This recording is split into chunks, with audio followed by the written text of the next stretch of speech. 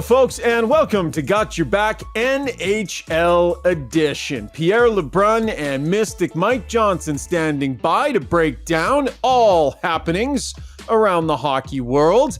Looking forward to today's podcast. We're going to have some real passion from Pierre here in the early going. I can tell we're going to tap into one of his great passions surrounding the game. Got Your Back NHL, brought to you by Kuma Outdoor Gear. They got a wide range of gear to fit all your outdoor needs, from tents and sleeping bags, travel games, pet products, and drinkware. And boy, do they ever love, and so do I, their switchback heated chair. The world's first heated chair powered by Bluetooth technology. Has dual heat zones in the seat and in the back. You can micro adjust it from your phone. It's awesome. It's got an insulated cup holder on one side, a wine glass holder on the other. You don't get much better than that. Kuma Outdoor Gear. Experience luxury outdoors. Morning to the boys. Johnny, how are you, pal? How's the voice? You've been nursing your instrument. I have been taking care of the voice. Yeah, you know what? I really just took like 5 days off, which for me is an eternity in the middle of a season. I did have to miss one game, a Montreal game I was supposed to do, but with juniors on the horizon, I was trying to get as healthy as I needed to be. Makes sense. To get over to make sure I could do the World Juniors properly. But I'm good now. Yeah, it's all kind of normal now. Pierre, how you doing, my man? You're wondering what's coming because of my intro. You're like, me what too. are we doing here? Well, first of all, I was going to point out there's no way MJ's missing a game in New York. So yeah, I was the ultimate. You know what it's like, Pierre? Mystic Mike. The power play when you block a shot, like you're hurt for the next 5-on-5 shift. When a power play comes up, boom, instantly fixed. That's like New York for me. Rising from the ashes, Johnny. He's ready to go, says the trainer. He's ready to go. Pierre, listen, I've been waiting for this opportunity. Finally, if you're gonna talk about the skills All-Star format, I will NHL literally All-Star unplug this mic and leave. No, right the now. NHL All-Star game, bud. So they're gonna legitimize it. You know, you're gonna have to cancel your holiday plans because I can't wait for the column. NHL players and the skills competition for $1 million. Pierre, is this not your dream come true to finally inject some real competitiveness into the event? What do we think, pal? Literally did not read the release. I'm not kidding. I have no idea what you're talking about. You know, I Pierre. refuse to read anything about Look at him. All-Star. He crossed his arms. Look at him. He crossed his arms in defiance right now. Body language telling me. A defiant Pierre LeBrun. That'll get the guy's attention. If it's going to go to one guy, we've already seen $1 million. It's crazy to say. Huh? $1 million split 10 ways doesn't get the guy's attention. They don't try that hard in the 3-on-3. They might try the last 2 minutes. They don't try the whole time. But $1 million to the solo winner, like that's going to get guys to try in an All-Star game. The skills thing, like that will be, it's $1 million for 20 minutes of work. Like they'll try for those 20 minutes. I like it. Look at Pierre's face. He's so annoyed at me right now. He's so annoyed right now. Pierre, not any more interest? Like $1 million? See what the guys will do? Just see if they're going to dial in the events. No silliness. No putting on weird capes and hats. And Don't care. Waste of time. Better. Can we acknowledge better? Sure. I mean, it's a win, Shoggy. We'll take it. We'll take the W. Yeah, that is. It's a slow build here. Anything's better than the hot pile of doo-doo that most All-Star formats have been. Like, let's be honest. Well, I look forward to your post-skills competition column, Pierre. I'm really gonna put alerts on, and that's gonna have to be AI produced, I think. Chat GPT. Here we go. Hey, Chat GPT. Produce an all-star skills column like your Pierre LeBrun. And it'll just be expletives across the screen over and over. AI will know to throw in a couple of holy mamas. And the game was not scoreless. The score was 0-0. And there you go. Johnny, you know what I think they should do? I think they should bring up the top 5 scorers from the American League and let them compete too. You want to talk about guys trying hard. Woo-hoo. See, that's great, but the danger in that, seriously, diminishing your stars. What if one of them wins? Right? This is off. You would be headlines. It would be the worst. It'd be the worst. This is off script, but what do you guys think of what the league is? Chaos. What do you think of what the league is proposing for February 25 in a year. This Finland, Sweden, Canada, U.S. best on best four nation event. You know, Look at at Pierre first I was like, redirecting the conversation. Hey, Johnny. well, I no, like I it. mean, it's No, it's replacing okay. All-Star, obviously. It's obviously replacing All-Star for a year. And the way that Bettman sold it to us in Seattle last week after the Board of Governors is that this is like an appetizer to the real World Cup in February of 28, which hopefully also is preceded by NHL players in Italy at the Olympics. And at first I was like, I get it. I mean, you have to try and stick handle around the Russia thing for next year still. And you know, Finland, Sweden, and Canada, US, you got Matthews versus McDavid. But then the more I've talked about it with a few other team executives around the league, and they're like, do you really think the players are going to get up for that in the middle of the season? I don't know. Good question. Well, I look at just the 96 World Cup, which had more countries, whatever. But if it ends with Canada, US in the final, it will be a great success. Do you remember that 96 World Cup where there were fights in every game? It was hellacious. It was crazy. And that was huge moment for USA Hockey. Yeah. A huge moment. That was in September, I think, wasn't it? Early on, like before training camp. But that was an actual World Cup, MJ, though. What I'm saying is but this the point is going to be is 4 countries. Yeah, but like whether you have to beat Slovakia to get there as well, or Germany as well, if it ends with Canada, US, and it's best 2 out of 3, I think those games will be wickedly intense, super emotional, everything you'd hope it would be, whether you play 10 games to get there or you play 3. Like I think if it ends up with that, if it ends up with Finland, Canada, it won't resonate the same way. But I mean, what are you going to do, right? Like you don't have any choice about it. The only other option is not to do it. Yeah. So, Pierre, part of the really interesting thing here too is, I mean, the United States right now, if you look at the NHL scoring race, best team I on mean, paper. it is littered with Americans. Like they've got, what do they got here? The first in Matthews. Yeah, and goalies too. Matthews and Besser right up there with goals at 21. Third, Kyle Connors right there. Miller in points with 42. Quinn Hughes. You talk about the goaltenders.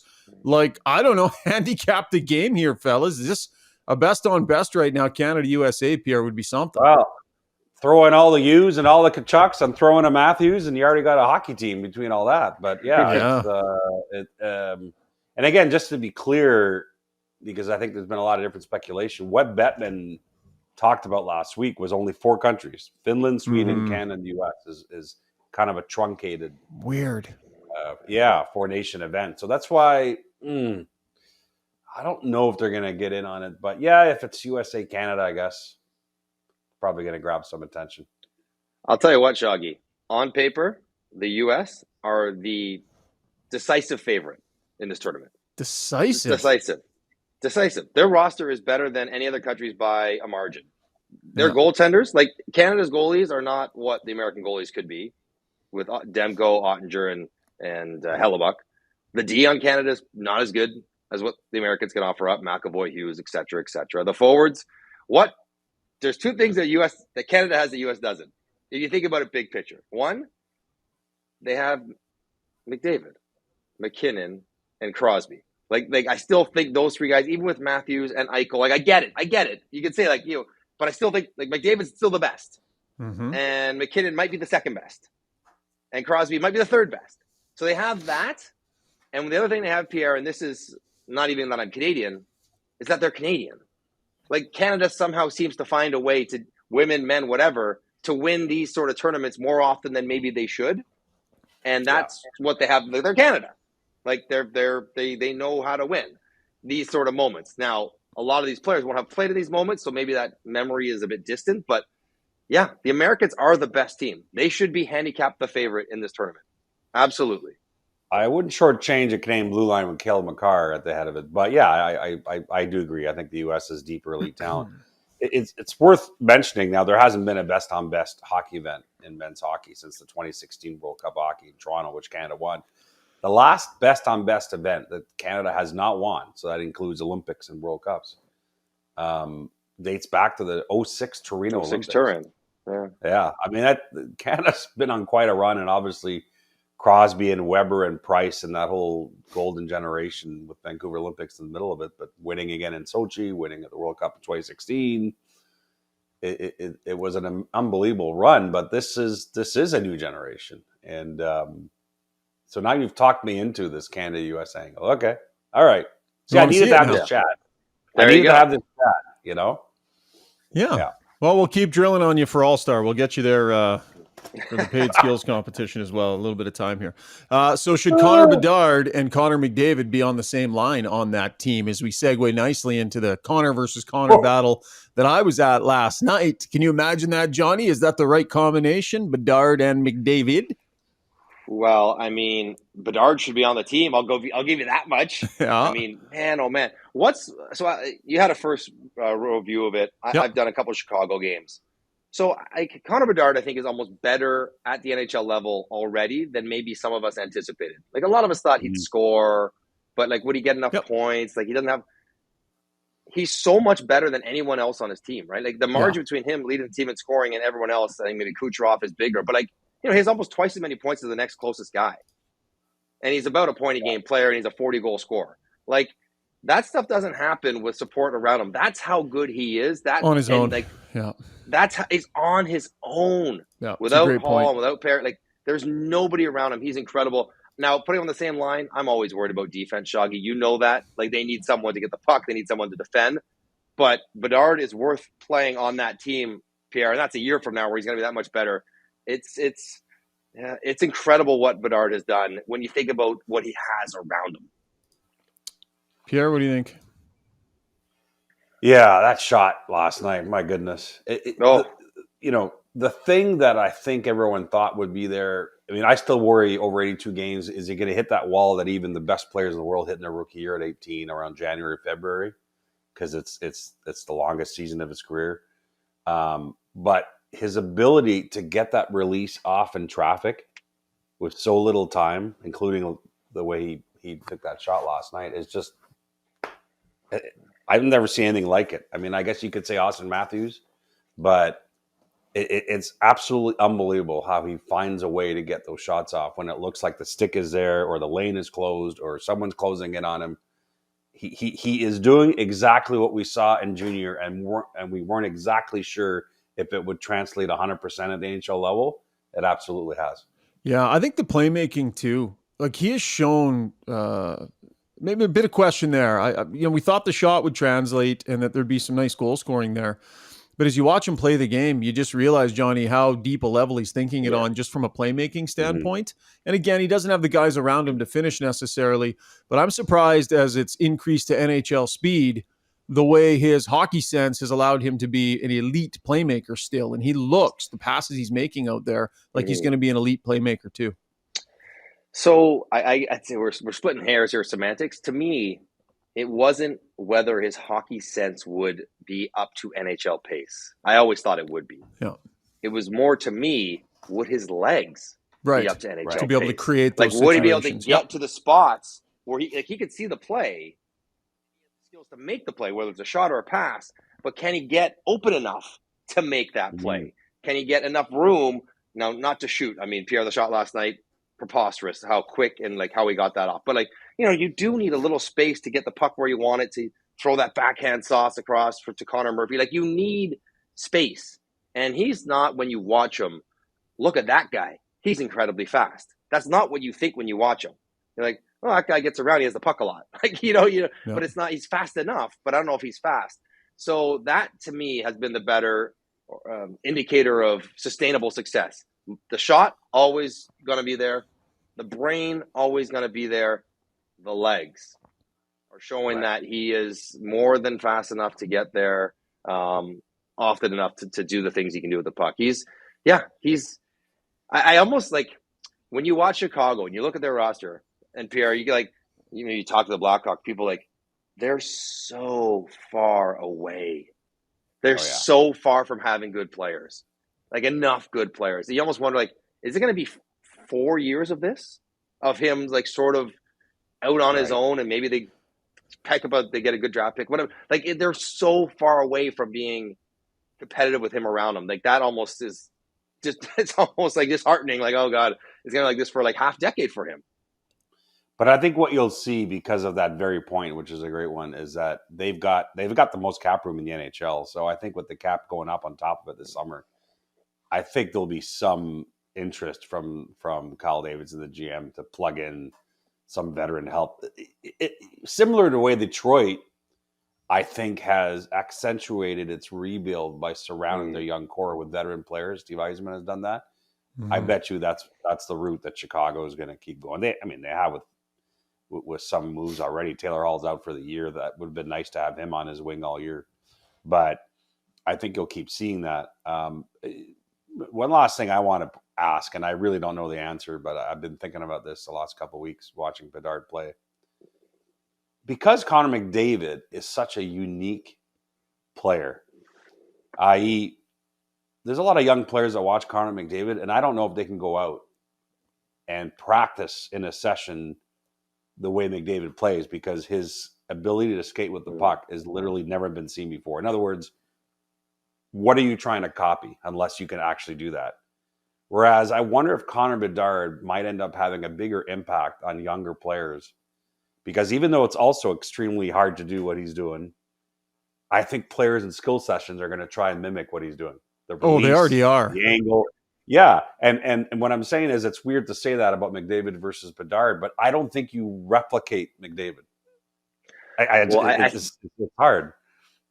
I think if you're going to trace like the lineage, it will go Austin Matthews to Bedard. Like, I think that's the template where Bedard followed. Like, look at this guy, the way he shoots it, the release points, the way he uses hands, and then it will grow from there. Like, I don't know where the tree goes from McDavid. Like, who's the next guy? He's like, oh yeah. That guy copied McDavid and came out and played as well or something like that. No one You can skates try. like that. You can try, but like he's got a unique gift, and we dive down this hole. The funny thing about McDavid, you think about what you need to be a great skater. You think of like that sort of like trunky strength, right? Like core, thighs, butt, whatever, like that trunky strength. Connor is not big there. He's like built like a normal person. He's like thin. Right. And so he just has that ability through years of practice and I don't know, what he was born with. It's a good point, Pierre, because you can say go train like Connor. You're not going to be able to skate like Connor. And if you're a hockey dad, Johnny, if you're a hockey dad, then your kid's an Oiler fan, you're like, yep, watch McDavid a ton, but play like Hyman. That's what you say if you're a dad, right? That's 100%. Yeah. Watch him. He's the best. Yeah. Play like that guy. More plausible. So last night's game was Connor versus Connor, and that was the big setup and everything. What I saw from Connor McDavid last night, he has nothing to prove to anybody, and we all know that. McDavid was the alpha last night. He came out and played that game like nobody's coming into Edmonton and gonna, get on a bigger stage. The Oilers came out, wasn't a great start for them, but McDavid had good energy, was blitzing around, handling that puck, spin-oramas, like Pierre, the creativity. He was on last night, and to me, that was an alpha male performance from McDavid last night, understanding the stage. Yeah, and it reminds me, was it Sidney Crosby's first game in Edmonton against a young McDavid, where Sidney was like, I'm just going to make a point here tonight. You guys remember that? It was vintage Crosby, and these guys pretend that they always downplay it, right? In real life. And you listen over the years to stories, like Gretzky's told stories many times about his games against Mario. Get real. It matters. Obviously they understand what's going on around them. And I think you saw that from McDavid last night. And by the way, what's most important to McDavid, technically on points percentage, the Oilers now in a playoff spot. 8th in the West, which is crazy. Absolutely.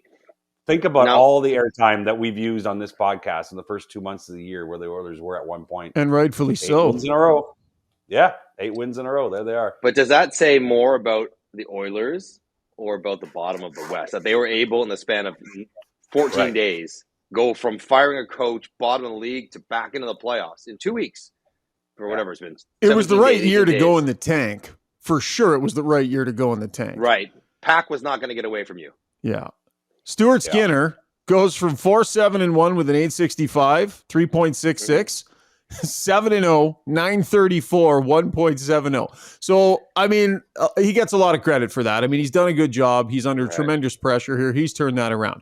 Power play, tops of the league, basically, during this run. Penalty kill has been, I think, 32 or 33, I think is the Yeah. stat, if I'm going to get that wrong, has been lights out. No more big, giant mistakes. No more bad goals. McDavid's McDavid. Like, everything has come back into alignment here, Johnny.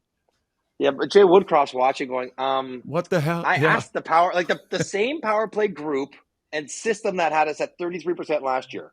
I told them to do it again, and what they took the first 3 weeks off. Yeah. Like, well, I asked Skinner to make, like, now listen, PK, there's no question, PK is a Mark coaching Stewart influence. Mark Stewart 100%. took it over.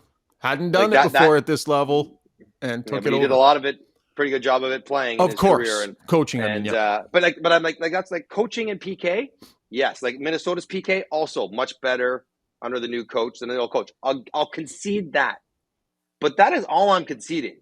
That and the mental fresh start. Like, other than that, Skinner, like, the players are not being asked to play that differently now than they were under Woodcroft. It's just, I think, the health, the confidence, maybe some of that D-zone system that they're experimenting with. But this is the team that some of us picked to do very well this year, and we're feeling all three of us sheepish. Yeah. But it's amazing how it all sort of has crystallized, and you're like, okay, now they're probably not this good, the same way they weren't that bad. But Pierre, this is sort of the what it was supposed to look like. I don't know where they're going to end up, but they're going to end up ahead of Nashville, Arizona, and St. Louis. I can assure you that. They are making the playoffs, and who knows with Vancouver, third place in the Pacific, by the way. I mean, the Canucks are an amazing story, and I think they got a really good chance of making the playoffs, but I'm not ready to concede number 3 in the Pacific either. You guys mentioned him briefly, but I want to underline his effort over the last couple of weeks as well. Zach Hyman, when Hyman left the Leafs, and this is not, I don't think it was, bitterness from Leafs people, but obviously people looked at that deal in Edmonton and said, how well is that contract going to age? And I think that's still a pertinent question. I mean, I don't think you can wipe that away. But is there, of all the July 1st signings over the last decade, how many have been more impactful than Zach Hyman going to Edmonton for what he's done and for what that team needed? Yeah, I mean, I just think the guy has completely lived up to what they wanted in that signing. It's unreal. Perfect fit. The perfect kind of player for what they were looking for him to do. And it's funny, like, all the way back to Zach Hyman, the criticism of Zach Hyman when he first came to the NHL was like, yeah, he works hard. He gets around the puck. He cannot score. Like, that was the criticism. He just cannot get the puck over the goal line. No matter how many chances he gets, because he works hard, he's diligent. He just has no hands. And now he's pushing 40 goals. He's playing with McDavid and cashing in at regularity. He's a power play specialist. All stuff that you would have thought there's no way. He's been such a good fit. He's been such a good fit. And what we should have known and learned out of Toronto is that he understands how to play with great players. And that's not as easy as it sounds. Everyone's like, oh yeah, like, plug me with McDavid, I'll score 40. No, you won't. Won't. It takes a certain kind of skill to get it. Talk to Chris Kunitz and Pascal Dupuis. Talk to Hyman, who did it with Matthews and Marner. Like, it takes a certain kind of understanding and brain to figure out what they need and then to apply your game to them. Yeah. Sidney Crosby's line mates will tell you over the years there's only about a handful that truly look comfortable playing with him because the brain is on a whole other level. Been a heck of a turnaround for the Edmonton Oilers. So Canada's best 3 teams all win Tuesday night. I mean, if we're handicapping cup contention here, in terms of ending this drought of 30 years, Oilers, Leafs, Canucks, Johnny, are we back to saying it's the Oilers again? Are they more of a favorite right now than the Toronto Maple Leafs would be, who have 7 straight games with points? So how I would describe it, Edmonton probably has the best team, but I don't know if they have the best chance. It still might be Toronto because I think the top of the West is harder. If they come third and got to go LA, Vegas, Colorado, or whoever it is, that feels harder than whatever Toronto has to get through in the East today. So while I would take Edmonton over Toronto in a series, I don't know if I would take the path of Edmonton over the path of Toronto. And having said that, Toronto plays without 3 of their top 6 defensemen, right? Like, get Toronto healthy and their number 1 goalie. And help. And they're going to change their team. They have $5 million in cap space, which is unheard of for the Leafs. So But today, Edmonton, better team. No disrespect to Vancouver. I would probably put them the same sort of problem on path, but also probably not quite as good as the Edmonton Oilers are right now. What I would say is, if you can guarantee me that the Leafs can end up with Chris Tanev, I think I might be ready to give them the best path to the Stanley Cup final. You know, when you start to buy into your own, like, I just can't believe how Chris Tanev as a Leaf is the perfect marriage. It's what they need. The GM knows him.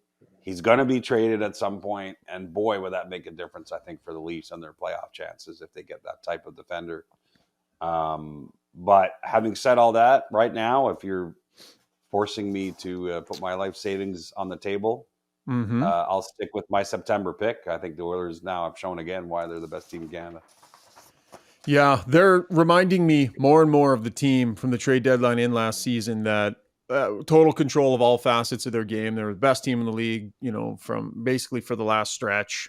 Allowed next to nothing their last 7 games. They're reminding me more and more of that team as they're finding different ways to win games, and that resilience is back. So it'll be fun to watch. When the Edmonton Oilers are clipping, it's definitely entertaining. Let's talk a little Alex Ovechkin, Pierre. You wrote about this. The question everybody wants to know, does he got enough gas in those legs to get to Gretzky's record? He's got a ways to go here. 894 is the number. Ovie's at 827, 67 goals behind. He's got 5 goals in 25 games. He's on pace for 16 goals. Johnny, maybe just first on what you're seeing, and then Pierre, you could talk a bit about what you talked about in your article. Well, I mean, I think you mentioned power play first, right? Like the fact that Washington is one of the worst teams in the league on the power play is surprising. No, Backstrom doesn't help. Kuznetsov has had a miserable year, but you thought Ovie would still crank out what, power play goals a year? Yeah, he'd get that, and then he'd get 12. You know, he would find a way to get close to 30 just on the strength of the power play. There's that, and yeah, he looks older and slower on a team that is old and slow. I mean, to be honest, Washington is an older, slower team. He has enough term on his contract. He's going to get there. He's going to get 25 goals this year too. Like, I don't think he's going to end up with 15 or 16, Pierre, but that team, where they are and where he is and where his centermen are, because he was always going to need a facilitator. And while Dylan Strom's having a nice year, he's not really he's more of a shooter himself. He's not really a setup guy like Kuznetsov or Backstrom was. That all makes this path more difficult. Yeah, that's one of the points I made. I mean, the power play one was I spoke with Bruce Boudreau, who coached Ovechkin, and he mentioned the power play as well. I mean, they're 32nd in the league on the power play. Ovechkin has 1 power play goal this season. He had 14 last year en route to a 42 goal season. I think what's interesting is the fact that we're even having this debate now is so drastically different than how most people felt at the end of last season when he scored 42 goals at the age of 37. And I was like, he's going to beat Gretzky in no time.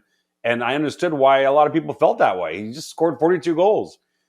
But suddenly, just a few months later, it's like, whoa, age 38 here. And there's all kinds of factors. I mean, you mentioned Kuznetsov, who's played with a lot of his career, Backstrom and Kuznetsov. Backstrom's likely done for his career, and Kuznetsov looks terrible. Strom's not a great fit, even though Strome arguably is the best story on the Capitals right now. I'm not ready to count out Ovechkin, and that's how Boudreau felt, that it takes no time for Ovechkin to score 9 goals in a week. And he just thinks that at some point we'll see that again. But he does look a bit slower. And so now the question is this. He's got 3 years left on his deal, right? He entering this year. He needed to average about 24 to 25 goals a year to get to and pass the 894. And it certainly looked completely doable 3 months ago. And now I think you have to ask the question. I mean, unless there is a change of pace here, it looks like it's going to be harder. And the one point Boudreau made in my piece, if this ends up being like a 12-goal season, which I don't believe, I think Ovechkin's going to get the 25. But let's say it's a 12-goal miserable season, and part of it is the parts around him. Boudreau talked about the pride of the player that he knows. Is he going to drag himself to the end just to beat the record, or is there too much pride to be that guy at the end? I don't know. The fact that we're having this conversation is stunning. Like, I think everyone's like, well, he'll get 36 this year, and he'll get 28 next year, and that'll be it. Like, Yeah. and that would be conservative based on what he's done historically. Shooting at 12.8% in his career. He's at 5.6% this year. His 90 shots are tied for 27th in the league. These are not Ovechkin-like underlying numbers. So we'll see if the Great Eight can turn it around and continue his assault on, one of the greatest records in the game. Guys, I want to talk about retribution, reaction. We saw some big ones this week, and I want to get your take on it. There are those, Pierre, who would say Erik Goodbranson cannot do what he did there and responding the way he did, that it was way over the top, doesn't matter what happened to him, that absolutely can't happen. And the NHL didn't send a very strong message that the level of that being unacceptable with their suspension, they gave him a game. David Perron, a little bit different. They came down very heavy-handed, boneheaded play there from Perron. So these are two very different instances, but these are reactions to things that are happening on the ice. P, what do you make of the Goodbranson reaction and the one-game suspension? Yeah, I didn't like it, but I get it. And a lot of it has to do, too, with if the calls on the ice to begin with are in a better place, maybe you don't need to have that reaction. So I think that feeds into a lot of what we've seen here. David Perron, meanwhile, has through the NHLPA, they appealed his suspension. And while I didn't like what he did at all, I mean, there's no room for that. He's not that guy. That's not his track record. Secondly, there have been other cross-checks in recent years that have got less than 6 games. So from a technical point of view, I understand the appeal. Austin Matthews, right? What was it, 4 games on the outdoor game in Hamilton? 2 games. Two. I got that wrong, yeah. Now, again, they're not the same exact play, but I still think if you're the PA, that's why you appeal these things. There's something weird in the water this year. We've not seen a string of events like this in a few years, really, in terms of the retribution. And I go way back to the start of the season. Charlie McAvoy's headshot to Ekman Larson was, first of all, again, what's McAvoy, a tremendous player, even thinking there? Or even Rasmus Anderson and Laine. Like, it's been a weird... It's like we got away from all this stuff mostly the last few years, and now suddenly we're having like a retro player safety year. It's weird. So the Perron one is, and I room with David Perron, my buddy. We played together. It would be because Zub had nothing to do with the play.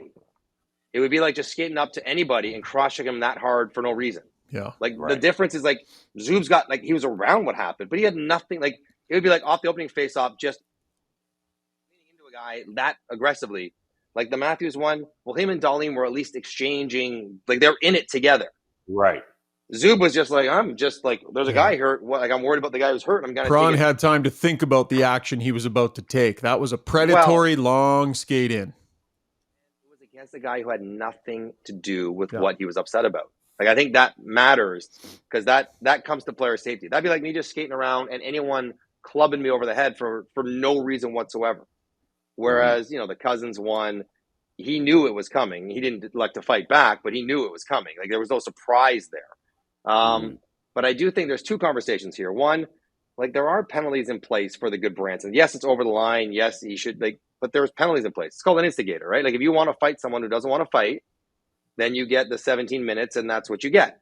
And then if you punch him when he's not defending himself, you get that aggressor penalty and that's what the 1 game is. Like that's sort of what it is. Those are rules that the hockey world of the NHL is okay with having. We can have a discussion. Should there be more? Should there be stiffer? But those are the rules for that exact situation. Instigator, aggressor. Like that's what happens if you make someone fight and keep fighting someone who doesn't fight you back. But I think the bigger conversation is, and I've had this sort of been on my soapbox for a few times, is that the NHL needs to decide what it wants to do with hitting from behind. Thank you. This is the conversation. It's not 100%. about Eric Robinson or Nick Cousins or like Evander Kane on Brodin. It needs to decide what is okay and what is not. And if the players are okay and the league is okay with the Cousins hit being reviewed and being just a minor, then the league should probably be okay with players reacting firmly to that hit outside the context of the game. That hit has gotten so pervasive in the game, not even this weekend. You watch any night of hockey. I'll pull you a dozen hits that look similar to that. Maybe not quite so fast, maybe not with the injuries and the reactions, but that are from behind. And guys do it all the time. And players put themselves in spots to get hit from behind all the time because that's how they're taught to protect the puck. And there is the sense that, well, the rules will protect me because, they won't hit me this way. I think the players, Kyle Okposo talked about it, players want clarity. What are we doing here? What is allowed? What is not? What is a 2? What is a 5? What is a suspension? What am I allowed to be upset about when it happens to me? What should I know somebody else will be upset about if I do it to them? And I just think we're on a path now where it's unclear because it happens all the time. So, Johnny, you said that the league needs to decide what to do with hitting from behind and boarding.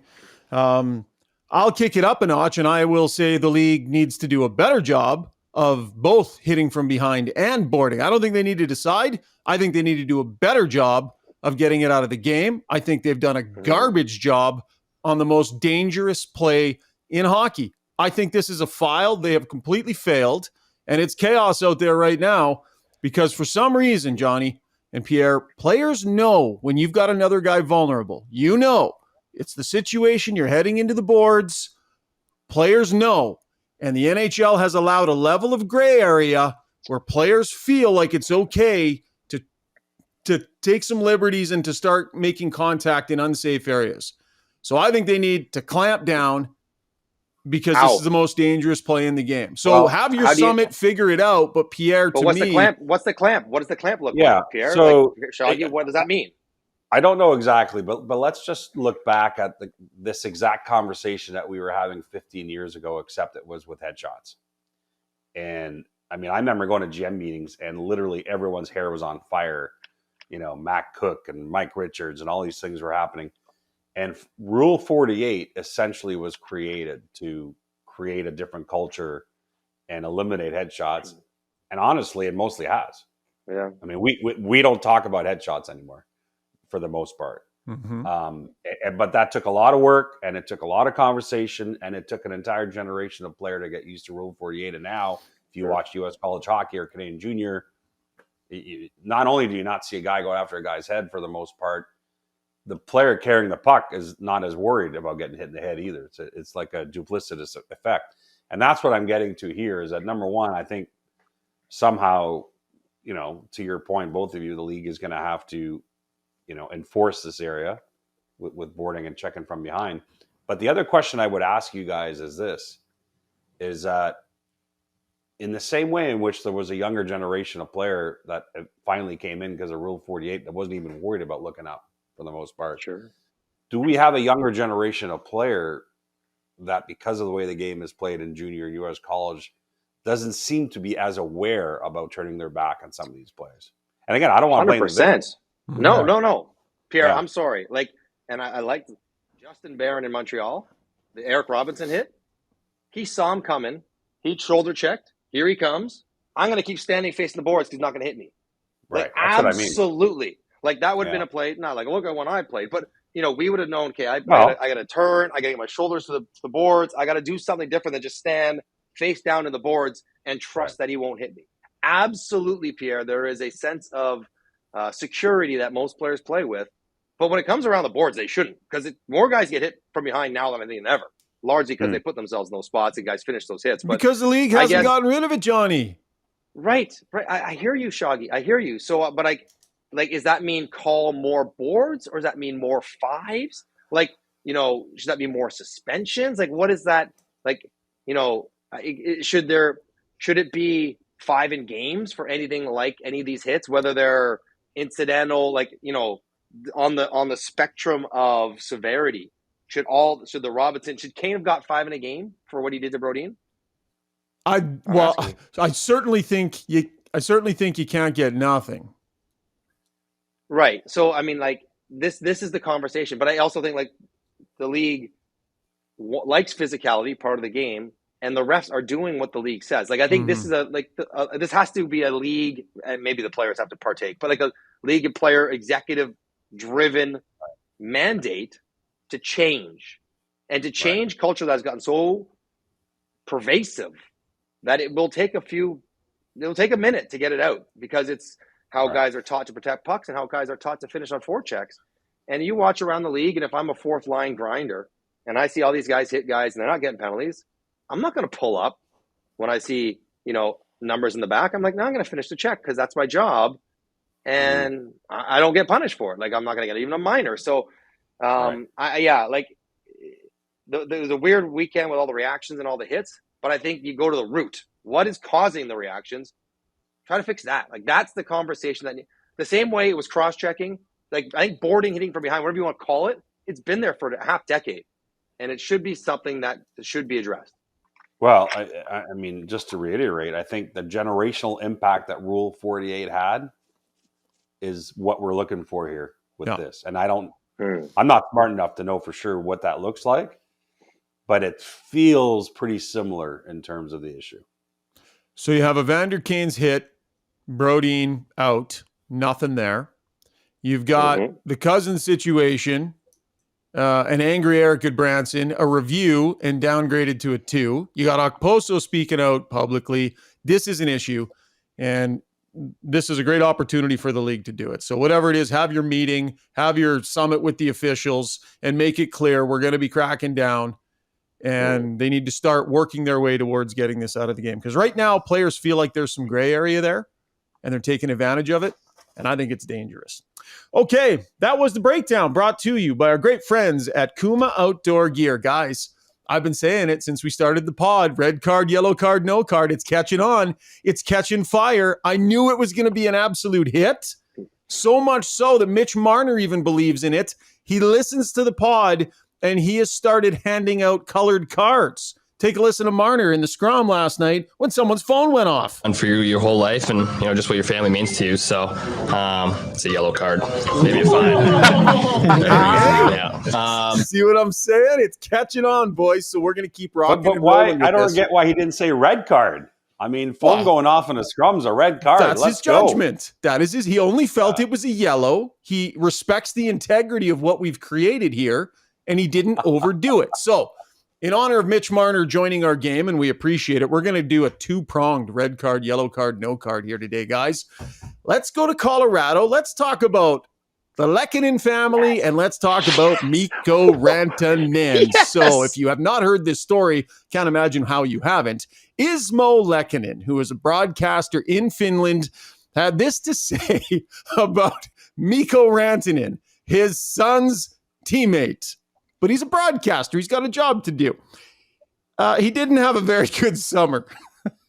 He went on to say perhaps he consciously took the summer a little more calmly after the hard years, and maybe he didn't practice as much as in previous summers. Ismo Lehkonen delivering what he thought were the truth bombs on his son's teammate. Red card, yellow card, no card to Ismo Lehkonen. Johnny? That is a red card ejection. That is unbelievably offsides. You cannot do this. 2 things. One, okay, where do you think he's getting this information? Is he working the Rantanen camp, or is he getting it from his son? You're sewering your son. Dad, your job. What are you doing? Dad, you're killing me. No, you cannot do this to Artturi Lehkonen. Red card, Pierre. Way offside. I'll say yellow card because the problem, and I've met Mr. Lehkonen. He was at the Stanley Cup final. In fact, when his son won the cup with Colorado a couple of years ago, he's a nice guy. His job, though, in the Finnish media, he's also a former coach, by the way, is to comment on the NHL, but also to comment on Finnish players. So I don't know how you get around it. I guess you could soften the blow, obviously, in that particular case.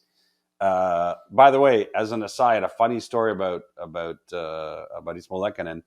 He would partake in the game-winning goal media pool that we have at the Stanley Cup final that you guys have been part of over the years. And one night he had a Tampa player, and that player won the game-winning goal pool. And the sickening feeling on his face as the people running the pool gave him the cash, because of course all he's thinking in the moment is he wants his son to win the cup. But a couple of days later, He got his wish. So red card. I just say this. Yeah. He's not that worried about his son.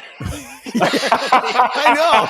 Like, oh man, Dad, what are you doing? That guy's my friend. Man. Like, what are you doing? So two red cards, because that's full red card from me too. Yeah. But Pierre goes at it with a yellow card. So then Mikko Rantanen in a media scrum has this to say to the assembled masses. It's a little bit, the audio is a little tough to hear, but you'll get the point here. And there's actually one thing where I got a lot of extra energy. You know, one of our Finnish NHL players' dad was talking shit about me in media that I didn't train last summer like I used to do, and he was just making things up. So I think that was for him. You know, if you talk shit, it's gonna come back at you. So. Wow, I'm not sure where Lehkonen sits in comparison to Rantanen in the locker room. What would have made that even better if he was in the next stall over and saying it, but an aggressive public retort from Mikko Rantanen. Johnny, red card, yellow card, no card to Rantanen. No card. Come on. No card. You start it, I'll finish it. Pun intended. Listen, the best part about that whole statement was like a Finnish player's dad. Not my teammate that I won a cup with. Not the guy who's 10 feet over there. A Finnish player's dad talking crap. And he was like, that was not true. Very clear. It was not true about me training hard. So no card. You want to start it? I'll finish it. Absolutely. Speak your mind, Mikko. Interesting, Pierre. Well, obviously there's only one thing we all have to wish for between now and March 8th is for the Avalanche to pick up about 5 other Finnish players. Yeah. I mean, that's... Is there any way this was lost in, translation, humor, that this was actually to the Finns? They're all laughing and haha, and it's funny. Like, I don't know, Pierre, you spend lots of time internationally. Hey, it doesn't. Big joke. Peter Baugh, who covers the Avs for the Athletic, I think he made sure in one of his questions to Rantanen, like, is this a joke or something? And I guess the answer was no. This is not a joke. So what color card, P? I'm going to go no card because Mikko Rantanen is allowed to defend himself in that instance. Okay, Johnny, you and I might get into it here. I'm going red card for Rantanen. I think, listen, I know what you're saying. The other guy started it. That doesn't give you carte blanche to just do whatever you want to do without any thought about consequences. He's still a teammate. You have the opportunity to deal with it in-house. Go and deal with it in-house. Talk to the player, talk to the dad, express your dishappiness, your displeasure with what happened. Now you've got a very public statement, articles about a potential riff in the room. You've started all this. You're a leader on that team. They don't need this distraction. You didn't need to. Look at you. You're so vindictive that the team no longer comes first, Johnny. He didn't talk one bit about his teammate, only about his teammate's dad. He didn't even say his teammate. He just said a Finnish player's dad. Didn't bring Arturi into this at all. He made it all about the dad. By the way, when is the Avs... Arturi already violated the trust of the room. Arturi didn't. Mr. Lehkonen's making this up without any information from Arturi? Well, I don't know. I mean, I don't know. I guess if you're going to give... If you're going to give Arturi Lehkonen a pass for what dad said, then I'm giving Rantanen a pass related to Arturi going back after the dad. This is getting complicated. By the way, I really hope the Avs have a dad's trip coming up, like a lot of It's a mom's trip this year. Oh, no. Okay, so that's it. Oh, wait, Chris Johnson mentioned that on Insider Trading. Although that could get even worse, man. You get the moms involved, that could get even worse. You never know. By the way, speaking of red cards, Shaggy, did you say this happiness? This happiness. I think if we rewind the tape, you said this happiness. Is that possible? Oh, did I make up a word? No, I said displeasure. I didn't say. I didn't say dishappiness. Did I? I don't know. I don't know. If you would have, I would have put it. Johnny would have been all over me. He would have pounced because we're in the middle of an argument right now. He would have absolutely. He would have chewed me up. Just to be clear, I'm the guy on my second language, right? I'm the guy speaking in my second language. Okay. Just make All right. That was red card, yellow card, no card. Our new game brought to you by Mitch Martin. There's actually one thing where I got a lot. And for your whole life, and just what your family means to you. So it's a yellow card. Maybe Yes, it is, Mitch. Yes, it is. Yeah. It's a yellow card. Guys, great job on the podcast today. Look forward to chatting. We'll do one more next week before we head off for the Christmas break. So, Johnny, you rest those vocal cords of yours. You're needed at Christmas time by Canadians and hockey fans around the world, buddy. So I'm not saying you're a hero. You just take care of yourself. You can call me a hero. I appreciate that. Sounds good. Pierre, talk next week, my friend. Yeah, go Cowboys. Yeah, there you are. All right, folks, thank you so much for your downloads and your subscriptions here on Got Your Back NHL Edition. If you get a chance, head over to iTunes and leave us a review. We would love to know what you think of the podcast. Big thanks, as always, to our fantastic title sponsor, Kuma Outdoor Gear. Have a great finish to your week, and we will talk same time next week. Cheers.